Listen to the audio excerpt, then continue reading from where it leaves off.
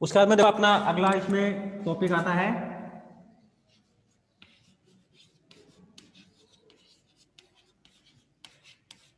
नेता के गुण, कि एक नेता में कौन कौन से गुण होने चाहिए। अब देखो अलग अलग जो प्रबंध शास्त्री हैं उन्होंने क्या बताए हैं, नेता के अलग अलग गुण बताए हैं। किसी ने कोई गुण बताया है, किसी ने कुछ गुण बताया है, सबने अलग अलग बताए हैं। अब जैसे मैं नाम दे रखे हैं अपनी किताब में, हेनरी फेवल ने क्या गुण बताए हैं कि शारीरिक क्षमता होनी चाहिए, मानसिक संतुलन होना चाहिए। ऐसे ही कुछ ऑर्डवे ने बताए हैं, कुछ बर्नार्ड ने बताए हैं, कुछ उर्विक ने बताए हैं, है ना। सबने अलग अलग बताए हैं, तो अपन अलग अलग तो नहीं पढ़ सकते, है ना। और अपने को ये भी नहीं पता कि पेपर में कौन से का पूछ ले, ये थोड़ी पता है। जैसे मान लो अपने 3 के याद कर लिए और एक का छोड़ दिया और उसी एक का पूछ ले तो हो गई दिक्कत, है ना। तो इसलिए क्या किया अपन ने, इनका निष्कर्ष निकाल लिया, है ना, कि इनमें से सब में से एक एक दो नाम छांट लिए और फिर याद कर लिया कि एक नेता में कौन कौन से गुण होने चाहिए। तो देखो पहला गुण कौन सा है,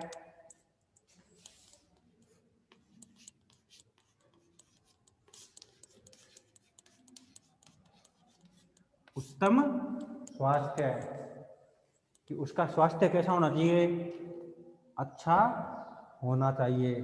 यानी ऐसा नेता नहीं होना चाहिए कि रोज रोज बीमार पड़ा रहे, है ना, दिमाग से इसे काम करता नहीं, हाथी जैसा शरीर हो गया, है ना। तो एकदम से क्या होना चाहिए, हष्ट पुष्ट होना चाहिए, है ना, कि जो सारे काम अच्छे से पूरे कर सके। ठीक है। दूसरा,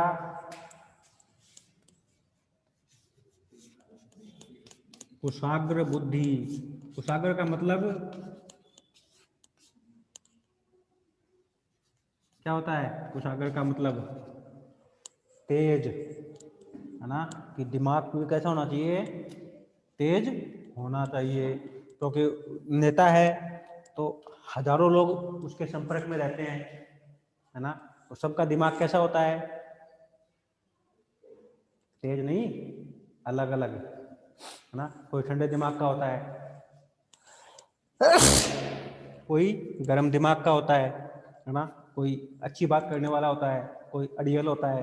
तो उसको तो सबसे बात करनी पड़ेगी नेता के रूप में, है ना। वो किसी को छोड़ थोड़ी सकता है। अब जैसे मान लो कोई लड़ाई वाली प्रकृति का, क्या बोलते हैं उसको, झगड़ालू है ना। तो नेता उसको ये थोड़ी बोलेगा कि वो बात बात पर लड़ता है, मैं तेरी बात नहीं सुनूंगा। बोल सकता है क्या, नहीं बोल सकता, है ना। तो उसका दिमाग कैसा होना चाहिए, हर परिस्थिति के अनुसार सही निर्णय लेने वाला होना चाहिए। दिमाग का तेज, की एकदम से सोच समझ कर क्या करे, अपने काम को पूरा करे। तीसरा, उसमें क्या होना चाहिए, आत्मविश्वास होना चाहिए, है ना। आत्मविश्वास का मतलब उसको ये पता होना चाहिए कि हाँ कैसी भी कंडीशन हो मैं तो ये काम कर सकता हूँ या करूँगा, है ना। अब उसको ये मन में खुद का ही डर लगा रहे कि होगा नहीं होगा, यदि खराब हो गया तो, ऐसा हो गया तो, वो हो गया तो, है ना। तो वो दूसरों से क्या काम करवाएगा, नहीं करवा सकता, है ना। तो उसको खुद पे हमेशा क्या होना चाहिए, आत्मविश्वास यानी कॉन्फिडेंस होना चाहिए कि चाहे कैसी भी परिस्थिति हो मेरे को करना है, मतलब करना है। चौथा,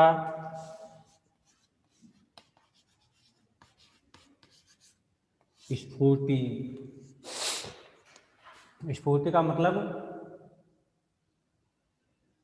ताकत, ऊर्जावान, है ना। ऐसा नहीं है कि थोड़ा सा काम किया और थक गया, ना, फिर आधे घंटे बैठ के आराम करेगा, फिर 10 मिनट काम किया फिर थक गया, फिर 1 घंटा बैठ गया। तो ऐसा नहीं होना चाहिए।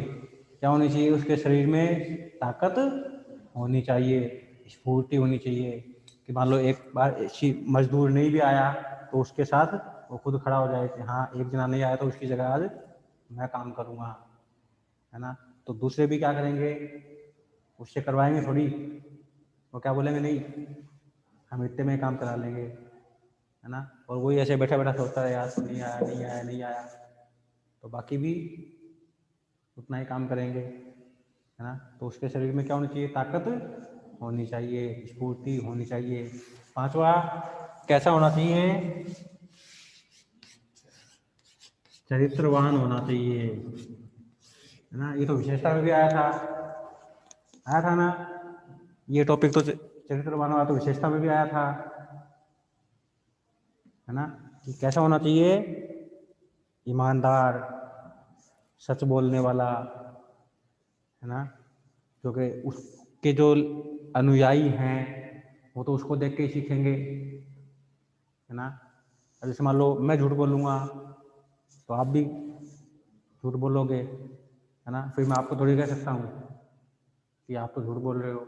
आप क्या सोचोगे मन में कि सर तो खुद ही झूठ बोला है और आपने शिक्षा दे रहे हैं कि झूठ नहीं बोलना चाहिए, है ना।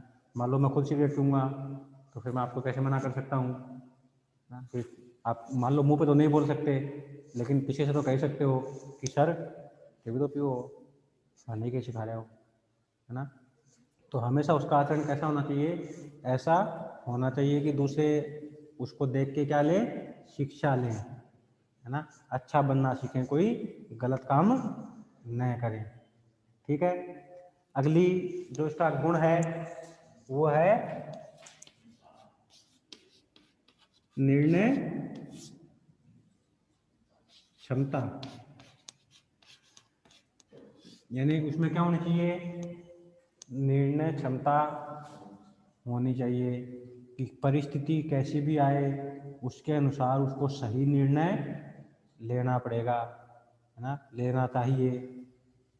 और जो निर्णय लिया वो केवल आज को ध्यान में रख के थोड़ी लेगा, भविष्य को भी ध्यान में रखना चाहिए कि आज तो अपने सामने ये परिस्थितियां हैं, कल को परिस्थितियां चेंज भी हो सकती हैं, इससे अच्छा भी हो सकता है और इससे बुरा भी हो सकता है ना। तो आगे का पीछे का सारा समय ध्यान में रख के उसको क्या करना चाहिए, परिस्थिति को देखते हुए उसमें निर्णय लेने की क्या होनी चाहिए, क्षमता होनी चाहिए कि सही समय पर सही निर्णय वो ले सके।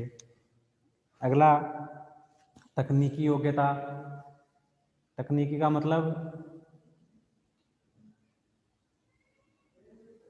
तकनीकी जो आधुनिक ज्ञान पर आधारित है ना। कि जैसे मान लो एक ठेकेदार है ना, तो वो तो कंस्ट्रक्शन पे काम करेगा साइट पे, है ना। तो उसको थोड़ी बहुत जो तकनीकी काम है, जैसे मान लो गाड़ी चलाना है या ट्रैक्टर चलाना है, तो वो सारे उसको आने चाहिए, क्योंकि हो सकता है कि कोई मजदूर किसी दिन नया आए, अब नहीं आएगा तो वो काम तो रुका रहेगा, है ना। तो उसको भी थोड़ा बहुत काम आना चाहिए, है ना। कि मान लो 4 ड्राइवर रख रखे हैं अपने ने और 4 में से एक ड्राइवर नहीं आया, तो उसकी जगह उसको यदि चलानी नहीं आती तो वो एक गाड़ी तो खड़ी रहेगी, टाइम पर ड्राइवर मिलेगा नहीं। तो उसको तकनीकी जितने भी काम है उससे जुड़े हुए, यानी उसके कार्य क्षेत्र से जुड़े हुए, वो तो उसको आने ही चाहिए। लैब में बना लो, कोई बात नहीं, मैं पढ़ा के भेजूँ, कोई बात नहीं, बीच में लाइट चलती है, भेजूँ मैं बात नहीं। उसके बाद में अभिप्रेरक योग्यता है। अगला बिंदु देखो,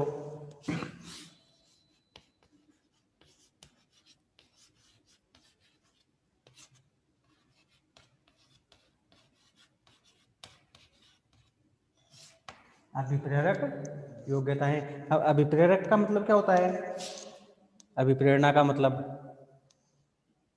दूसरों को काम के लिए क्या करना, निर्धारित नहीं, मोटिवेट करना, है ना। उनमें कार्य भावना का विकास करना, है ना। तो एक नेता का काम क्या होता है, अपने शुरू में पढ़ा था, दूसरों से काम करवाना। अब काम करवाने के लिए उसको क्या करना पड़ेगा, उनको कोई ना कोई लालच देना पड़ेगा, बिना लालच के वो काम थोड़ी करेंगे, है ना। तो वो लालच भी उसको पता होना चाहिए कि कौन सा व्यक्ति है वो किस तरह के लालच से काम करेगा, है ना। अब कई व्यक्ति होते हैं वो संगठन से जुड़ते हैं पैसे के लिए, कई व्यक्ति हैं वो संगठन जुड़ते हैं नाम के लिए, है ना। कई होते हैं वो जुड़ते हैं गुडविल के लिए। तो सबको एक तरह से अपन राजी थोड़ी कर सकते हैं, है ना। अब मान लो जो पैसे के लिए जुड़ेगा उसको अपन ये थोड़ी बोल देंगे कि तू पैसा तो ले मना, वो तो नाम हो जाए वो, तो फिर वो काम करने की सोचेगा क्या, नहीं सोचेगा, क्योंकि उसको काम पैसे चाहिए, है ना। तो जो नाम के लिए जुड़ेगा उसके लिए पैसे जरूरी नहीं है ना। तो उसको लीडर को पता होना चाहिए कि किसकी आवश्यकता क्या है ना। वो तो उस आवश्यकता को पूरी होगी तो खुश रहेगा, तो ये काम करेगा, है ना। मान लो मैं यहाँ हूँ, अब मेरे को पैसे नहीं मिलेंगे तो मेरा काम का मन थोड़ी रहेगा, नहीं रहेगा, है ना।